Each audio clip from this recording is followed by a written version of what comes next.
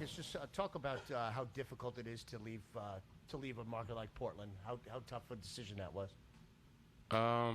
It was tough because I think having 9 years in one place, having roots in one place, and being so embedded in that organization, in their history books, and in the culture in the city, it was tough.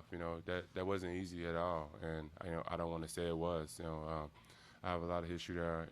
I've loved those fans, for all 9 years. So, coming here, wasn't easy. And even to the last day, it wasn't easy. And I just had to, make my decision, on going forward and transitioning, into a new phase of my life. LaMarcus, one of the most important business decisions you're going to make in your career. Could have gone to larger markets. There were a lot of media talk about maybe passing up endorsement opportunities. What sold you on the bottom line on San Antonio? First of all, I'm a power forward. I mean, other than Blake Griffin and Anthony Davis, I don't see a lot of power forwards getting commercials and having that much money off the court. So I wouldn't say I passed up on anything like that.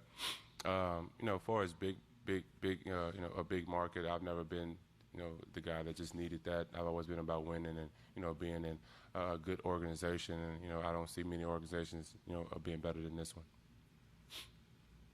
LaMarcus, just about Bruce Bowen, your discussion with him to kind of give you his blessing for number 12. Talk about that. I haven't actually talked to him yet. I would love to say I have.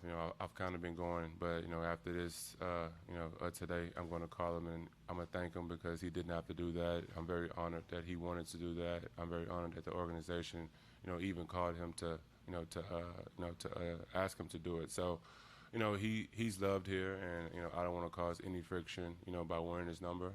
He gave me his blessing, and I'm very thankful for it because I was having a headache and I wasn't sleeping at night trying to pick my new number because I was going through numbers and it just wasn't fitting right. So I literally was not sleeping. So, for him to do that, it just shows, how great of a person he is. LaMarcus, was there, in the decision-making process, was there ever a time where you thought maybe this wasn't the right decision to make? And the second part of Next the question. Second part is the moratorium. Obviously, is a collectively bargained piece. There, would you like to see that changed when that comes up, or is it okay the way it is? When you making such a big decision, you're never going to be 100% right away. And as I said earlier, leaving the organization I was in for 9 years, and I've had roots, and I'm embedded, in their history. When it's never easy to leave. So, it was moments where I did waver, on coming here because I was, leaving, and I was going out to something new. But, as I said, talking to RC more, talking to Pop more, those guys made me feel comfortable, and they made it feel like home, and they made me feel, safe to, take this leap of faith. And, so far I've been fine with it. Can you describe your meetings with Greg Popovich and how that kind of went? Did you know him at all before your meetings? Yeah, I can describe it. You've seen TNT interviews, right? It was like that, but a little bit nicer. Pop isn't going to, tell you sweet stories or, try to, make up things. He's a very honest person. He's very caring, but he's not going to, sweet talk you.